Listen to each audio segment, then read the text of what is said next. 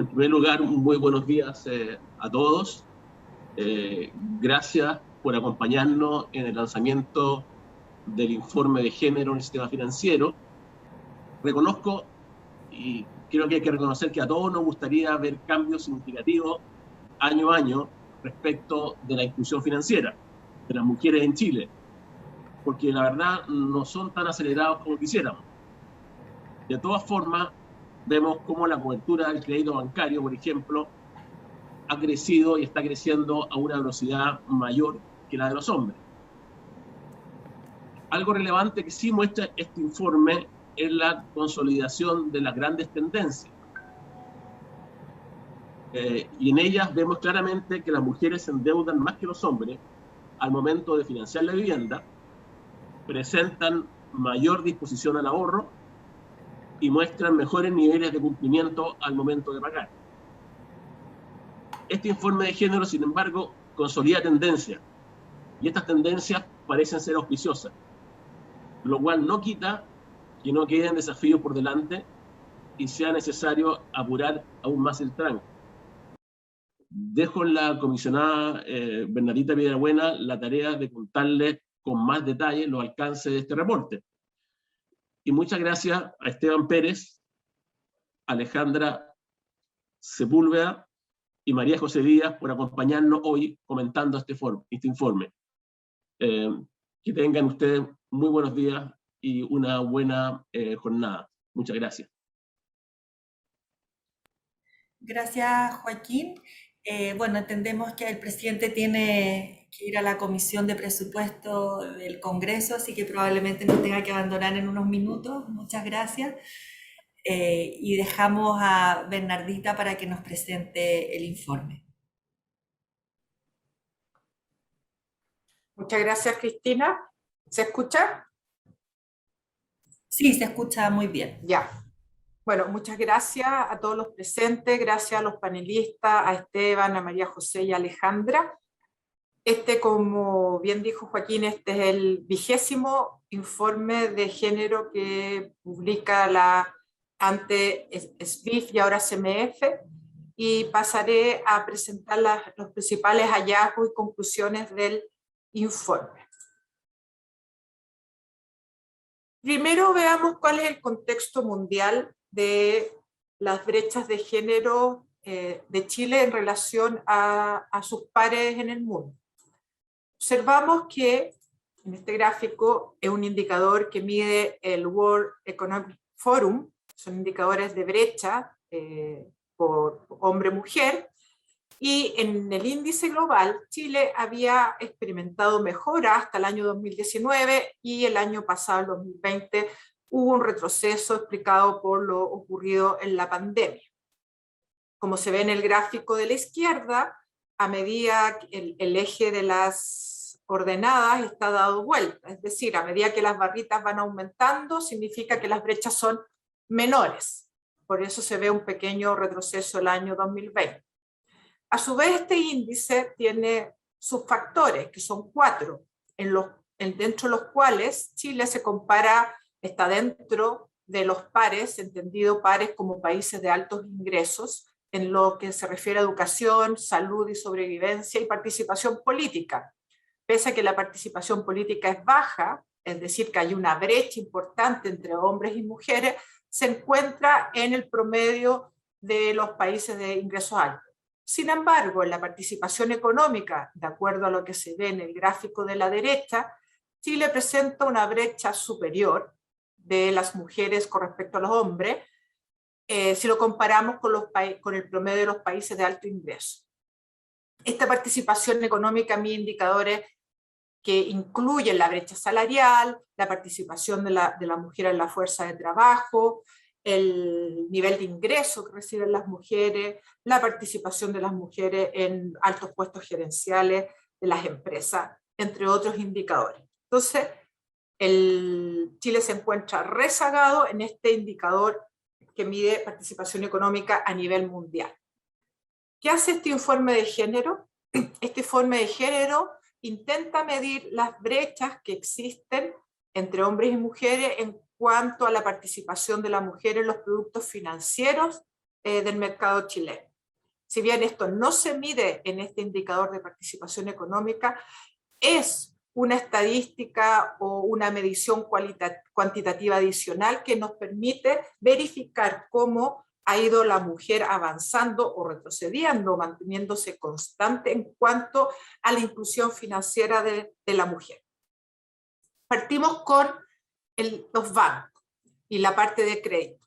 Se observa que la cobertura del crédito de las mujeres ha aumentado a mayor velocidad que los hombres. Esto lo podemos observar en el gráfico de la izquierda, donde se mide el porcentaje de mujeres que tienen acceso a algún producto de crédito bancario con respecto al total de la población. Y también se hace lo mismo para los hombres.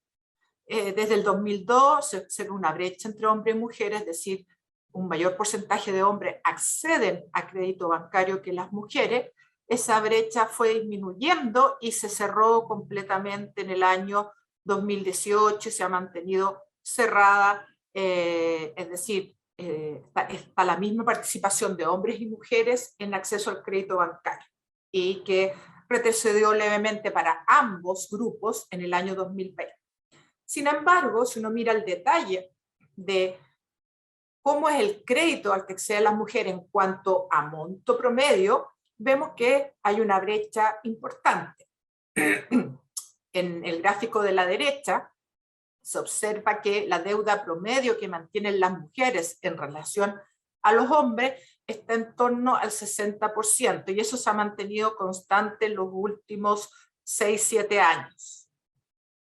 En cuanto al número de deudores, el número de mujeres es un poco superior al número de hombres, pero como bien dije, la deuda promedio es menor, lo cual después en el panel habrá una discusión de por qué esto es así y obedece a múltiples causas. Por otro lado, las mujeres tienden a endeudarse más para financiar vivienda que los hombres, y eso lo podemos observar en los gráficos de la derecha. ¿Sí? En estos gráficos vemos que de los totales de crédito que mantienen las mujeres, 66% va a vivienda, en comparación a los hombres, que es un 62%. Y esto se da vuelto, se compensa en que los créditos comerciales en las mujeres son menores en proporción a los créditos que ellas acceden, que en el caso de los hombres. Las mujeres un 9% del total de sus créditos es comercial, en cambio los hombres 14%. En materia de consumo se encuentran prácticamente igualados. También en cuanto a la evolución de cómo ha sido el acceso de las mujeres versus los hombres a los distintos tipos de crédito, vemos que en materia de consumo hoy en día se encuentran igualados, es decir, un mismo número de mujeres accede a créditos de consumo que los hombres, un levemente superior. Es algo que se ha cerrado en el transcurso de los últimos 18 años. Sin embargo, vemos que en cuanto al crédito de vivienda, si bien la brecha se ha cerrado, pasando de 55% en 2002 a un 74% en 2020, todavía hay una brecha. Es decir, por cada 100 hombres, 74 mujeres están accediendo a créditos de vivienda. Y donde se observa un comportamiento significativamente diferente a lo que venía ocurriendo en los años anteriores en el crédito comercial. En el crédito comercial la brecha se había cerrado en forma seguida durante todos los años anteriores, y en el año 2020 se observa un gran retroceso. Es decir, en el año 2019 92 mujeres por cada 100 hombres accedían a créditos comerciales, y en el año 2020 se observa un retroceso y disminuye a 64 mujeres cada 100 hombres. Esto se explica por la pandemia y por razones, tenemos hipótesis, no tenemos estudios acabados o estadísticas para corroborar esta hipótesis, pero hay hipótesis que la pandemia llevó a que las mujeres tuvieran que dedicarse mayormente al cuidado de adultos mayores e hijos, y muchos emprendimientos cerraron y por lo tanto no pidieron o no accedieron a créditos comerciales. Otra pregunta interesante que se contesta en este informe es las brechas que existen en cuanto a montos, plazos y tasas de interés a las que acceden las mujeres cuando le otorgan un crédito. En particular, el tema de tasas de interés. Y aquí se observa lo que se hace un ejercicio tanto para los créditos de consumo como para los créditos de vivienda, controlando por el monto de la operación y el plazo. Es decir, si miramos las cifras sin controlar por monto y plazo, es decir, tomamos el promedio de tasa de interés que se le cobran a las mujeres en un crédito de consumo, sin diferenciar si es por un plazo mayor o menor, o los montos son más altos o más bajos, ese crédito de consumo tiene una tasa de interés promedio mayor al crédito que se le otorga a los hombres de 204 puntos base, es decir, 2,04%. Sin embargo, si se controla por el monto de la operación y los plazos de la operación, es decir, se comparan operaciones de igual monto y igual plazo, y se observa la tasa de interés que se le cobra a las mujeres versus los hombres en crédito de consumo, la diferencia sin control, que era de 2,04%, baja a 0,6% o 61 puntos base. Es decir, sigue habiendo una brecha, aunque esta se reduce al controlar por montos y plazos. En el caso de la vivienda, haciendo el mismo ejercicio, la tasa de interés es 9,6 puntos base superior sin controlar por montos y plazos para los créditos hipotecarios que se le otorgan a las mujeres versus los hombres. Estamos hablando de 0,09%. Y esa brecha se reduce prácticamente a cero al controlar por montos y plazos. Es decir, en el caso del crédito a la vivienda, no existirían diferencias en cuanto a la tasa de interés que se le cobra a las mujeres versus los hombres, si se comparan préstamos de igual plazo e igual montos. Este es un nuevo ejercicio que hace este informe de este año. Obviamente aquí hay otras variables que habría que controlar, pero para las cuales no disponemos de información para tener unas conclusiones más robustas y acabadas de esta diferencial de tasa. A su vez, este año pudimos observar qué pasaba con los créditos asociados al programa FOGAPE, que fue de uso extensivo durante el año 2020. Y vemos que, como vemos en este gráfico, se observan brechas, es decir, siempre se compara a las mujeres con respecto a los hombres. Entonces, en cuanto a monto, vemos que aquellas mujeres que accedieron a créditos comerciales usando la garantía de FOGAPE, nos dice este gráfico que 40 de cada 100 mujeres accedieron a crédito FOGAPE en cuanto al valor del monto. Es decir, por 100 pesos que accedían los hombres, 40 pesos accedían las mujeres. Y si no había crédito FOGAPE, esa relación bajaba a 30 pesos. En cuanto al número de créditos, por cada 100 hombres, 70 mujeres accedieron a un crédito comercial con garantía FOGAPE. En cambio, si no había garantía FOGAPE, ese número se reducía en torno a las 65 mujeres. Y en promedio, los créditos a las que cedían las mujeres cuando usaban el programa de garantía FOGAPE era de casi 60 pesos por el crédito promedio de 100 pesos de un hombre, mientras tanto que si no tenían la garantía FOGAPE, esa relación bajaba a 48 pesos. La conclusión es que el uso de los créditos con garantía FOGAPE por parte de las mujeres fue más intensivo en relación a los hombres versus lo que ocurre con el resto de la cartera comercial. O sea, hubo cierta focalización, no sé si natural o a propósito de los créditos FOGAPE hacia las mujeres en comparación con la cartera comercial sin crédito FOGAPE, sin garantía FOGAPE.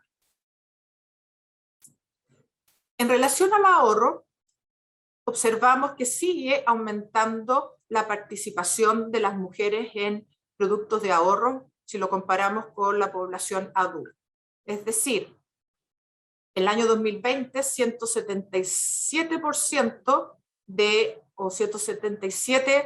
había 177 productos de ahorro a las que accedían las mujeres por cada 100 mujeres. Esto, como es producto, no es por personas, por productos. En cambio, en los hombres esa relación era de 132, es decir, las mujeres tienen más productos de ahorros que los hombres. Si comparamos ahora con los hombres, vemos que por cada 100 hombres hay 140 mujeres que tienen productos de ahorros en los bancos. Si ahora vemos los montos, ya sean montos totales o saldos promedio, también existe una brecha, pero se ha ido cerrando. En cuanto al saldo promedio, vemos que en promedio las mujeres tienen 79 pesos por cada 100 pesos que tienen los hombres en cuentas de ahorro. Estos son los datos 2020.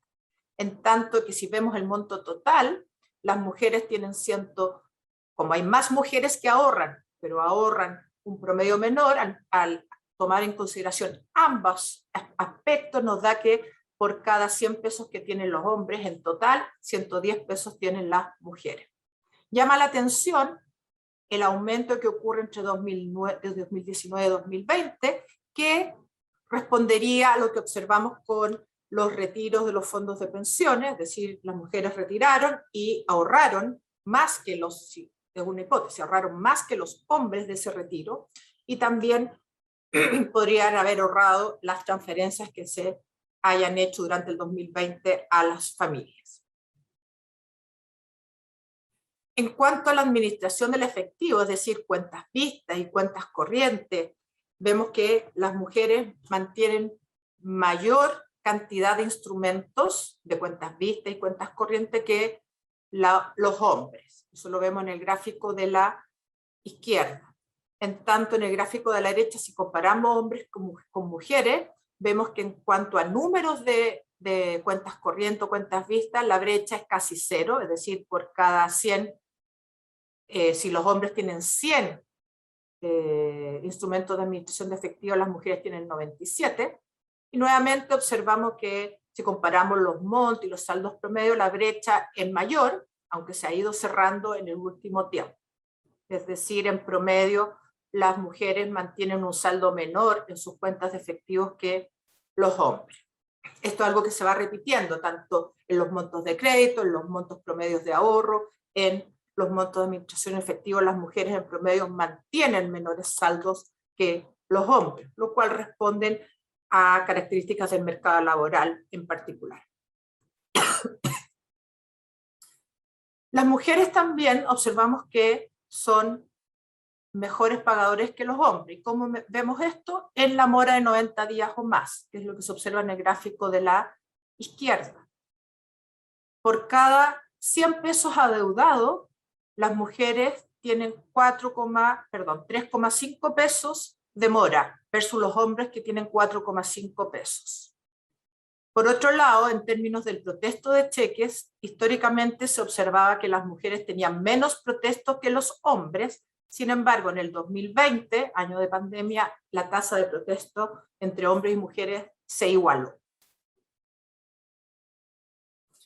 En cuanto al mercado de cooperativas, vemos que la participación de las mujeres como accionistas de las cooperativas ha sido mayor que en el caso de los hombres. Vemos que por cada 100 personas, 100 mujeres adultas, 10 de ellas participan en cooperativas versus los hombres, que son 8. Y también vemos la composición de los socios, que es lo que yo me referí como accionistas de las cooperativas, donde 54% son mujeres y 46% son hombres.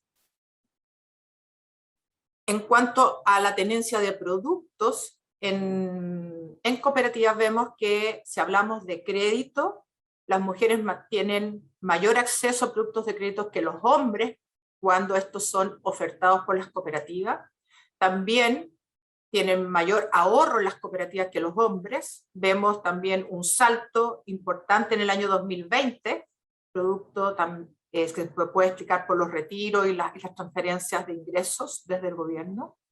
Y en términos de manejo de efectivo, también las mujeres mantienen una mayor participación en cooperativas que los hombres.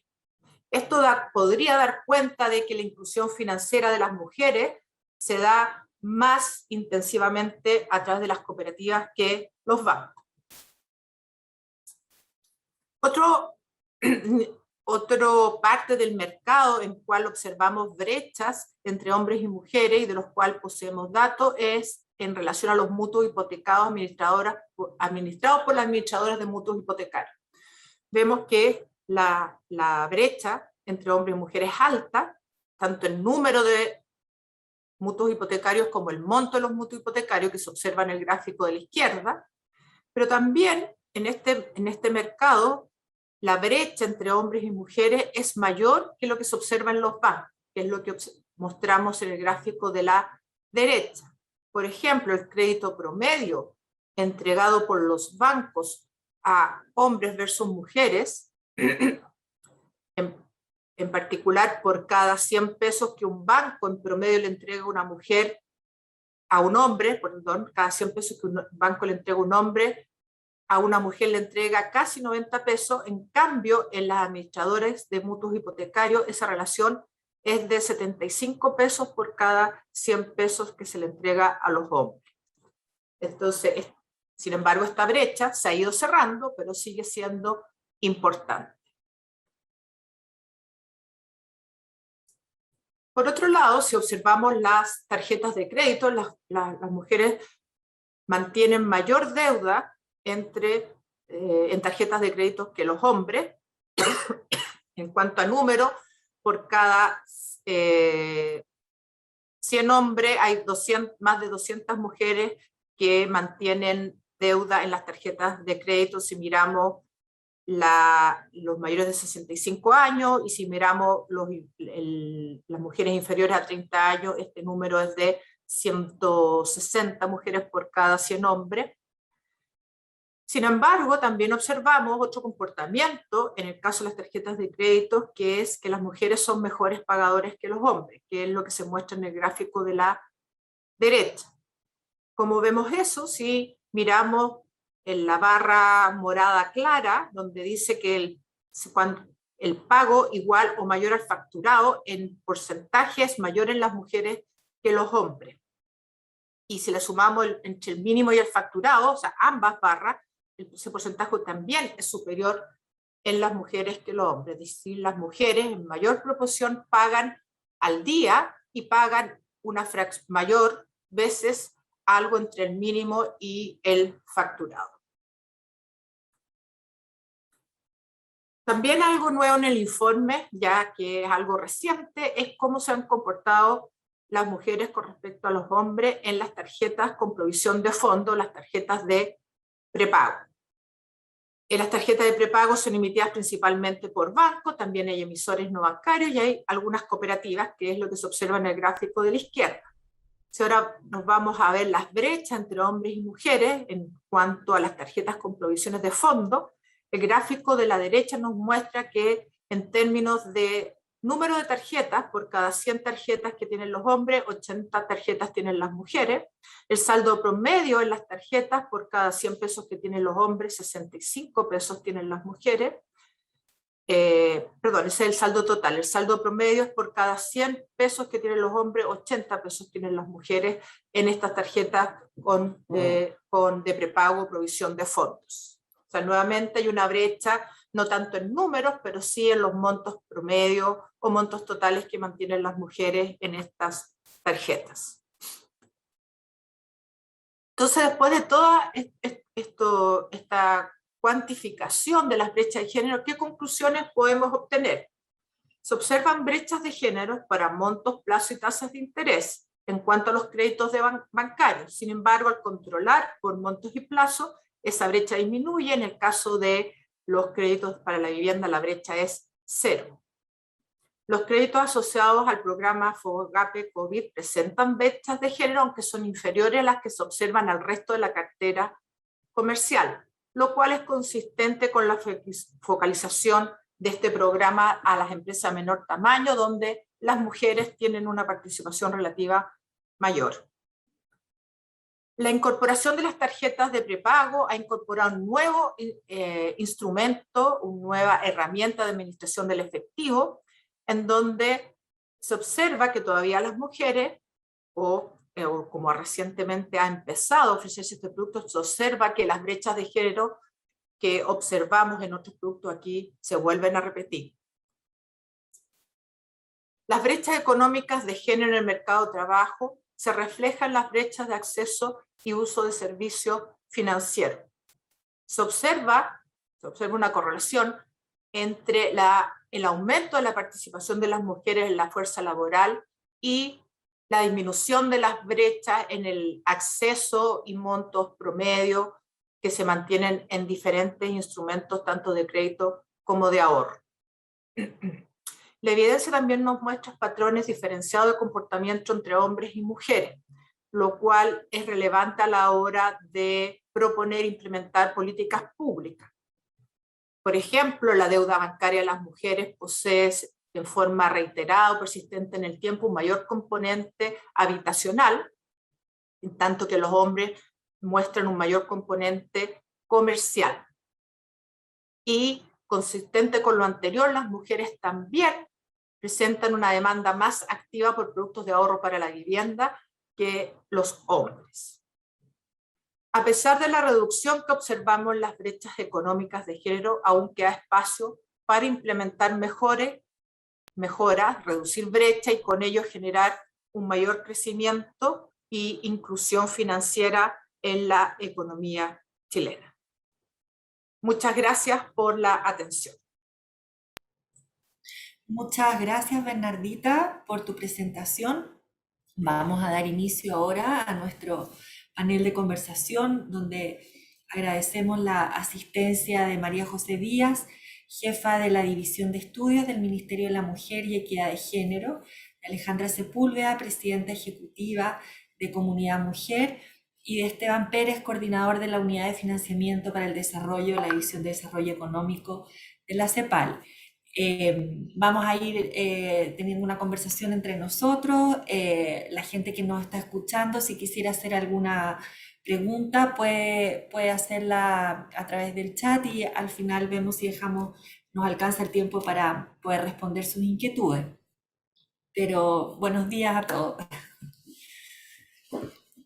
Si quieren pueden desactivar su micrófono, o activar, perdón. Muchas gracias, buenos días. Hola, buenos días, Cristina. Y para partir voy a hacer una pregunta un poco general para que conversemos entre ustedes más bien. El informe de género muestra, ¿no es cierto?, avances sostenidos en el acceso al crédito, pero a la vez las brechas persisten en los montos de crédito, en los saldos de deuda. En la experiencia de ustedes, a juicio de ustedes, ¿a qué se debe la persistencia de estas brechas y qué nos dice la experiencia internacional al respecto? Alejandra, no sé si quieres partir tú, Esteban. Bueno, la verdad es que, bueno, primero felicitar, quiero felicitar, agradecer la invitación y felicitar este esfuerzo que lleva haciendo la CMF y antes la Superintendencia de Bancos e Instituciones Financieras por mostrar año a año este informe de brecha, porque la verdad es que sirven de llamado de atención, sirven también para tomar decisiones, nos muestran cómo las mujeres han ido superando barreras para la inclusión financiera, pero también nos muestran cuáles son los pendientes, ¿no? Y en ese sentido mi primer comentario es decir que aquí se mezclan probablemente lo que son factores más estructurales del mercado laboral, como bien mencionó Bernardita, con otros que pueden tener que ver con el propio sistema financiero. Entonces, ¿qué vemos?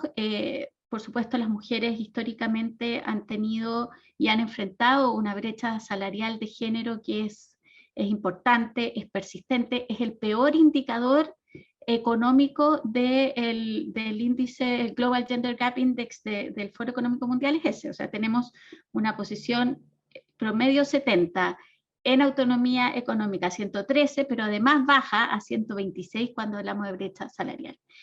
Y la verdad es que durante la pandemia se produjo un descenso de la brecha salarial a menos 20,4%, precisamente porque salieron del mercado las mujeres más precarias, aquellas que estaban empleadas en estos sectores de la economía, que a su vez fueron los más golpeados por la pandemia, porque se fueron a cuidar, o sea, se fueron a cuidar a sus hijos, hijas, a las personas dependientes sin una aspiración a volver o a buscar trabajo mientras las cuarentenas y el cierre de colegios y establecimientos educacionales estuviera presente. Entonces hay un problema ahí muy importante respecto a participación laboral, que siempre para las mujeres es menor, que en este tiempo de pandemia retrocedió en una década, pero además está persistente menores ingresos, de los cuales uno podría preguntarse cuánto de esos son variables observables y cuánto también tiene que ver con discriminación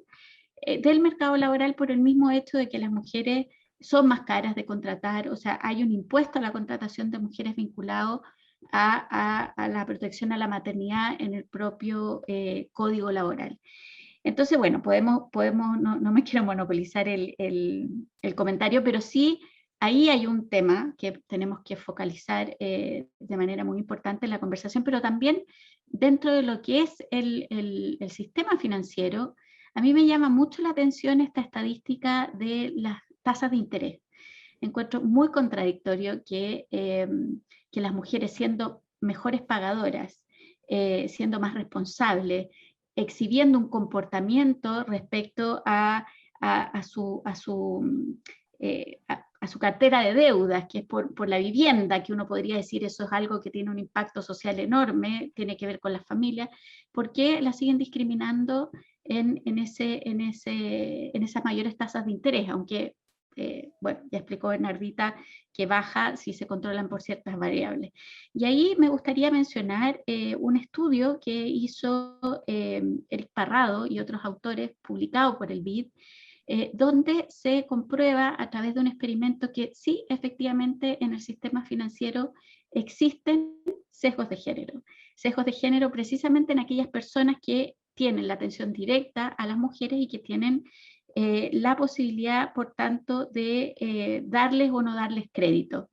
Y en ese sentido, ese estudio lo que concluye es que efectivamente las mujeres tienen 18% menos de probabilidades que los hombres de que sus requerimientos de préstamo sean aprobados y según esas condiciones que ya hemos mencionado aquí. Entonces ahí hay un tema que creo que es importante y es un desafío a abordar, y este es un estudio bastante reciente, así que no creo que todavía haya tenido como una reacción de cómo darle solución. Y por último, respecto al tema particular de los FOGAPE, igual tenemos que recordar que los microemprendimientos de las mujeres, el 65% de las mujeres que tienen emprendimientos ganan menos de un salario mínimo.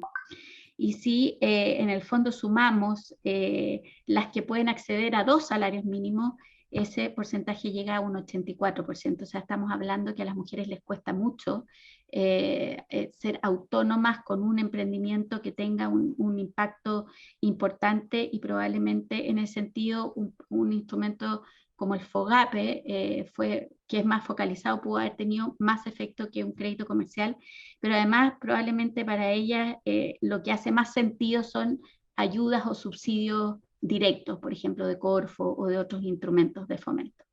Esa sería mi primer análisis. Gracias.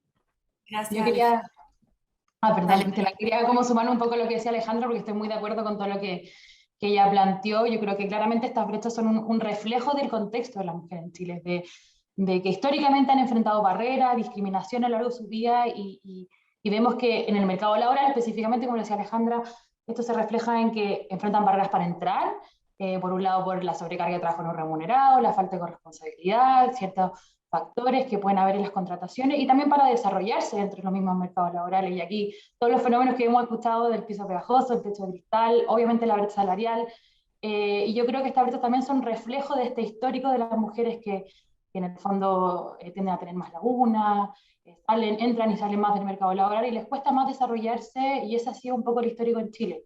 Y también el tema cultural de los prejuicios, muchas veces inconscientes. Alejandra mencionaba el estudio del BID, que en el fondo muestra un poco esto, los prejuicios que pueden haber en los ejecutivos, y también de la misma industria. Y yo creo que también la industria afecta cuando uno analizamos la composición.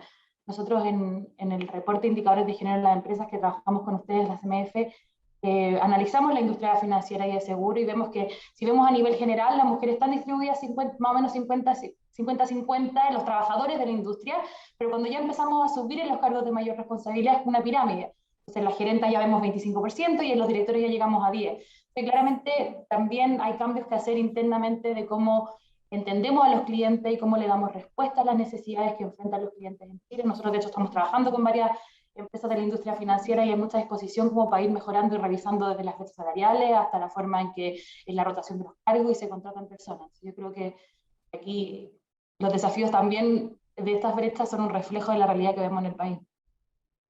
Gracias. Esteban, Sí, desde el lado de com- la CEPAL, un poco como ven ustedes.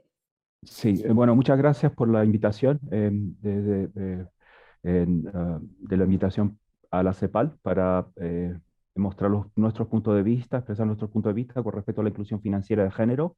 A mí me gustaría empezar por contextualizar en América Latina y en general en el mundo, y un hecho estilizado que surge del estudio tanto de América Latina y de Chile y del mundo es que las brechas de género no son exclusivas ni a Chile ni al mundo en desarrollo. Ocurren en todos los niveles de ingreso de los países, y obviamente hay algunas diferencias en los países en desarrollo relativo a los países desarrollados, mayores brechas, mayor varianza en la inclusión financiera, pero existe una brecha tanto en ambos casos de países y en los países tanto desarrollados como en desarrollo. Esta brecha se extiende a los distintos productos y servicios que ofrece el sistema financiero. La pandemia ha acentuado estas brechas, y una de las razones por las cuales la pandemia ha acentuado las brechas es porque la evidencia empírica muestra que el sector servicios, donde se concentra una buena parte del empleo de mujeres, y el sector informal han sido los más afectados. Por ejemplo, en el 2020, en alojamiento y alimentación en América Latina cayó para las mujeres en menos 24%, mientras que los hombres solo en 20%. Entonces tuvo un mayor impacto en las mujeres que en los hombres, y en otras crisis el sector informal actuaba un poco de colchón. No en esta, debido a las políticas de aislamiento y a las cuarentenas. Y eso es un factor a tener en cuenta cuando uno analiza el tema de las brechas de los mercados laborales, de ingresos, y también cuando uno analiza el tema de la inclusión financiera. Ahora, ¿qué dice la experiencia internacional en los estudios empíricos sobre la inclusión financiera? Y aquí hay elementos que se repiten y de hecho que aparecen en el informe. El hecho que las mujeres son mejores deudoras es un hecho bien conocido, que tienen menor mora, que tienen mayores productos de ahorro, etcétera. Lo que ha surgido en la pandemia, y que se nota bastante en este informe, tanto con el lado del FOGAPE, pero con el tema de las cooperativas, es la necesidad de tener instituciones financieras no paralelas, pero que sean distintas a los bancos comerciales, que atiendan los segmentos que tienen que son considerados con mayor riesgo, o que generalmente no van al sistema financiero. Cuando uno trata de explicar la brecha, aquí yo creo que es importante tener en cuenta los factores de oferta, que incluyen las barreras regulatorias, las barreras legales, que inhiben la creación de mecanismos y productos financieros diferenciados, las debilidades que ocurren, por ejemplo, en la infraestructura financiera, la falta de información de prestatarias, por ejemplo, mujeres potenciales, o marcos colaterales demasiado estrictos que impiden el acceso de mujeres al sistema financiero formal. También está el tema de los productos financieros, estrategias de mercado y ofertas de servicios que no están adaptados a determinados segmentos, por ejemplo, el segmento de las mujeres. Y esa es una de las recomendaciones de las mejores prácticas que se da en la experiencia internacional, de tratar de generar productos financieros por determinados segmentos. Y yo creo que eso es algo importante. Luego, como mencionó tanto Alejandra como María José, un tema que surge una y otra vez son los sesgos de género que están presentes en las prácticas de las instituciones formales. Y eso es una cosa que se da, y eso es un tema que se resuelve con políticas de personal interno, obviamente, de la institución, o que por lo menos se puede abordar de esa manera. Pero también es importante, creo yo, tener en cuenta los factores de demanda. La educación financiera el hecho que hay un acceso más limitado, y eso lo mencionaron anteriormente, a la educación y al empleo, restricciones de movilidad y de tiempo, y la existencia también de normas culturales que restringen incentivos para demandar servicios financieros. Yo creo esos factores, tanto de la oferta como la demanda, son factores explicativos. Está otro tema que es muy importante, que es la desigualdad, que es la otra contraparte de pedir un crédito, de que uno pide un crédito sobre la base de qué, uno pide un crédito sobre la base de un colateral. Y la desigualdad al acceso en términos de activos es también un factor que inhibe o que aumenta, que mantiene esta brecha del acceso entre hombres y mujeres. Ahora, un último comentario. A mí me parece que es muy importante ver el tema del acceso, pero yo creo que es muy importante también hacer un monitoreo y ver el tema de uso de los productos financieros por parte de tanto de los hombres y de las mujeres para poder distinguir lo que es, por ejemplo, vivienda, el comercial, para qué se usa, y dentro del comercial, cuáles son realmente las razones que muestran esta disparidad. Esos serían mis comentarios por el momento. Muchas gracias.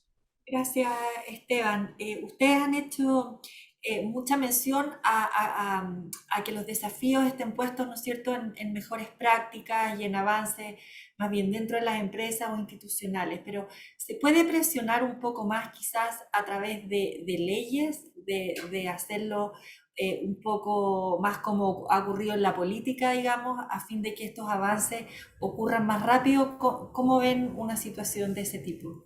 Bueno, yo no sé aquí si la CEPAL realmente tiene una postura sobre esto, pero a título personal, lo que puedo decir es lo siguiente. Hay, y esto la CEPAL lo ha dicho, por ejemplo, en términos de créditos, por ejemplo, verdes, generar una determinada proporción de los créditos que sean créditos verdes.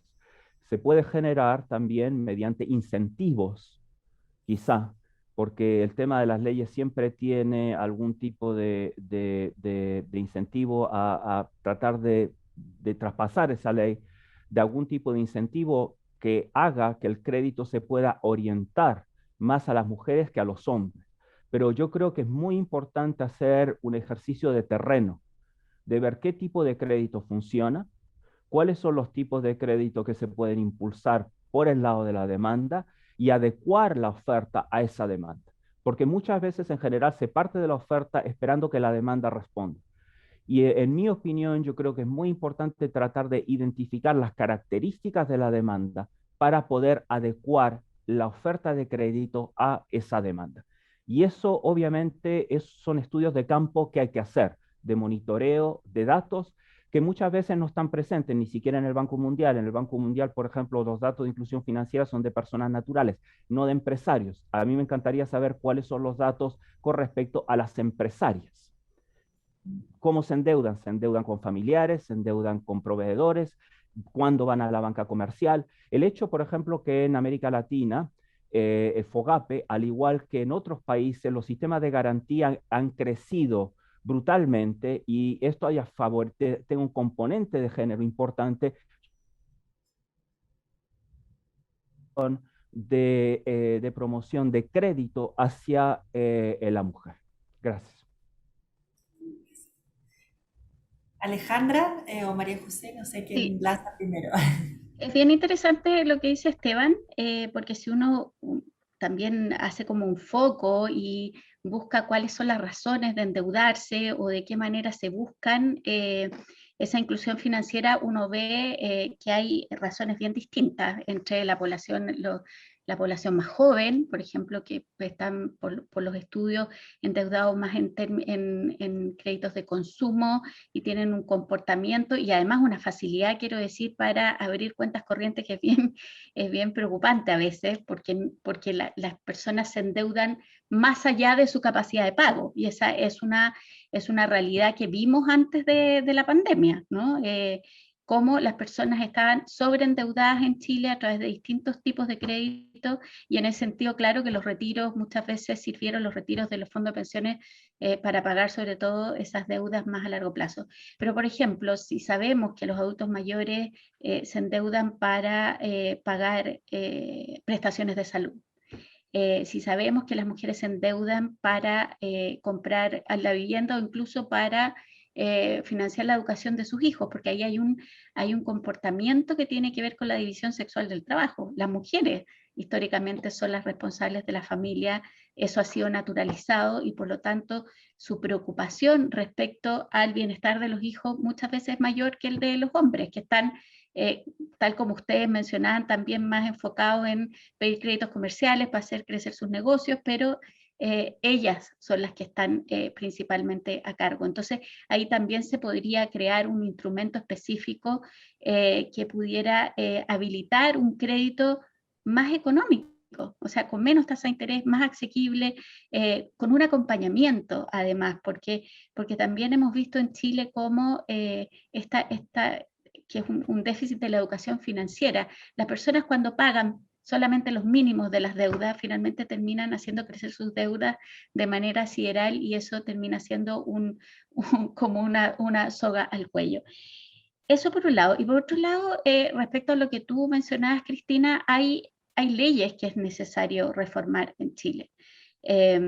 Por ejemplo, la ley de sociedad conyugal, que uno no puede entender por qué todavía existe una ley tan injusta y que vulnera tanto los derechos de las mujeres como esa, en el sentido de que una mujer ni siquiera tiene la posibilidad real de administrar sus propios bienes en una sociedad conyugal y eso afecta, por ejemplo, su aspiración a créditos para formar empresas, ¿no? O sea, no es autónoma y en este país además pasa que si tú no estás informada sobre esto, te casas y si no dices que quieres otra cosa, por defecto tienes sobre tus hombros la sociedad conyugal y esa es una ley absolutamente discriminatoria.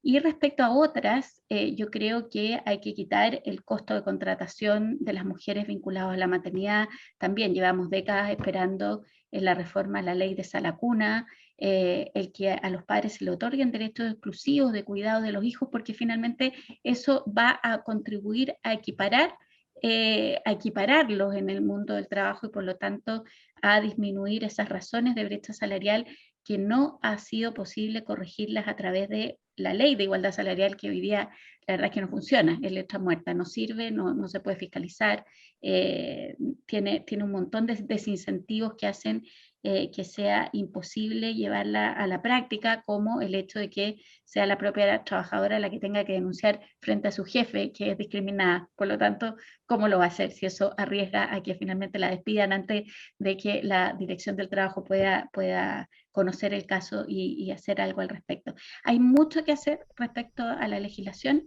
pero también es importante que el sistema financiero incluya buenas prácticas y estas como acciones afirmativas con criterio de impacto social, que podría ser una forma de justificar por qué se crean productos específicos para las mujeres y además ahí a mí me asalta como cierta preocupación respecto al nivel de endeudamiento que tienen las mujeres respecto a otros instrumentos que no son bancarios.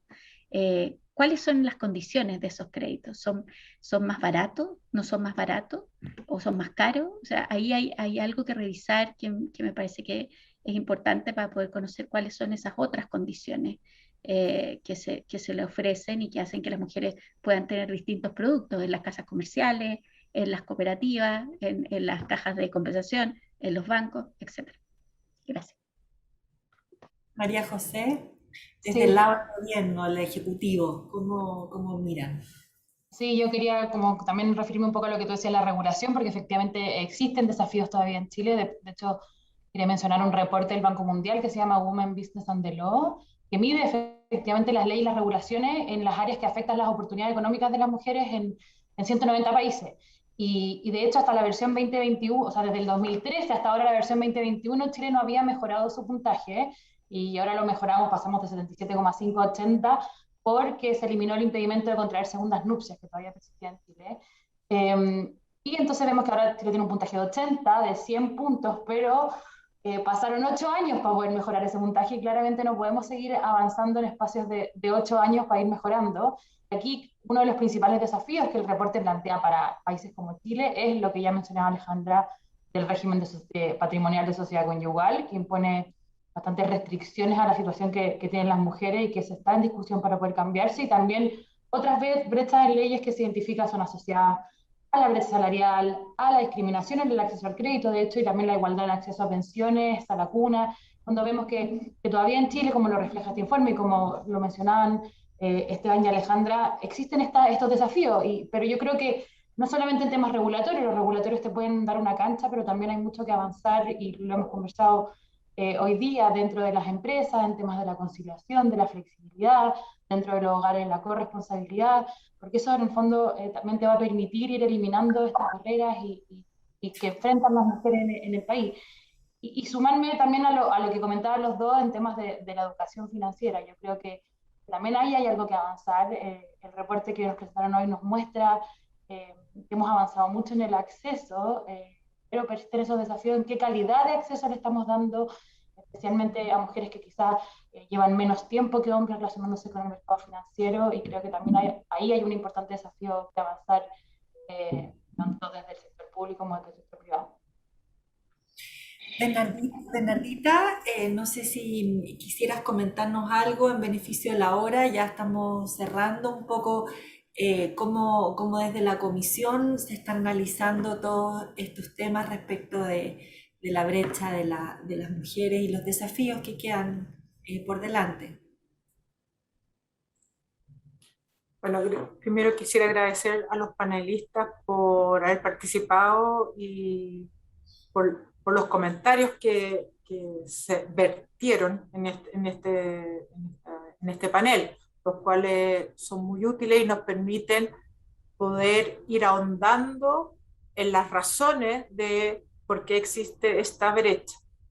En la comisión, dentro de nuestro mandato, existe una preocupación por los temas de brecha que los abordamos desde la estadística o la recopilación de antecedentes que permitan estudiar estos temas, y no solo tenemos este informe de género, también en la nueva norma ESG que está a puerta de publicarse, o la norma de carácter general que va a reemplazar la norma de carácter general 30, en las memorias anuales de los emisores de valores y otras entidades se van a tener que reportar estadísticas, indicadores sobre brechas de género, no solo brecha salarial, sino otras estadísticas que importan como la corresponsabilidad parental, por ejemplo, los temas de capacitación y otros.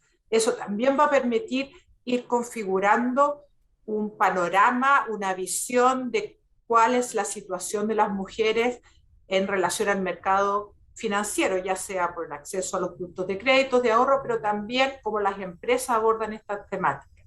Y la comisión nos focalizamos en cuanto a estos temas para poder dar elementos para hacer este estudio o esta apreciación o diagnóstico de las mujeres en el mercado financiero. Y estamos abocados a y seguiremos cooperando en lo que sea necesario. Gracias. Gracias, Bernardita. No sé si les habrá quedado alguna idea que les gustaría sumar a lo ya conversado. Esteban. Sí, un tema yo creo que es importante es la generación de indicadores que puedan medir o capturar las necesidades de financiamiento que tienen las mujeres, que son necesidades de financiamiento particulares. Y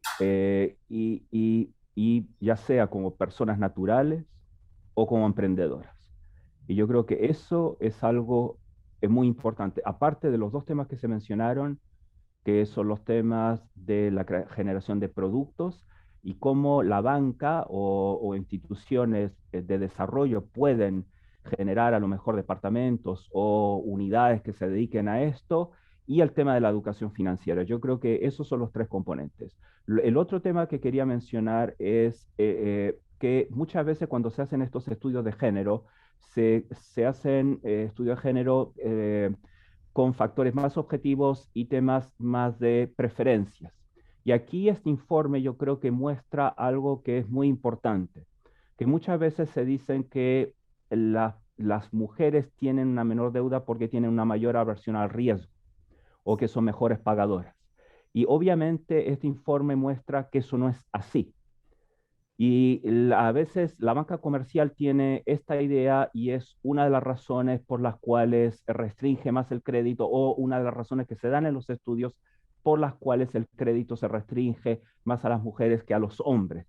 Y este informe obviamente muestra que esto no es así y que hay que buscar otro tipo de motivos. Muchas gracias.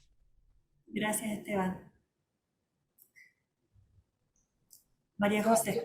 Sí, yo cortito, en verdad, solo quería destacar lo que mencionaba Nardita y el trabajo de la CMF en modificar estas normas y en ir avanzando, en generar más indicadores, especialmente bueno, lo que nos interesa a nosotros del Ministerio, los temas de género, por ir visibilizando, y un poco lo que decía Esteban, de generar esta información, de visibilizar cuáles son los resultados, no solo a nivel general, sino que a nivel de las empresas.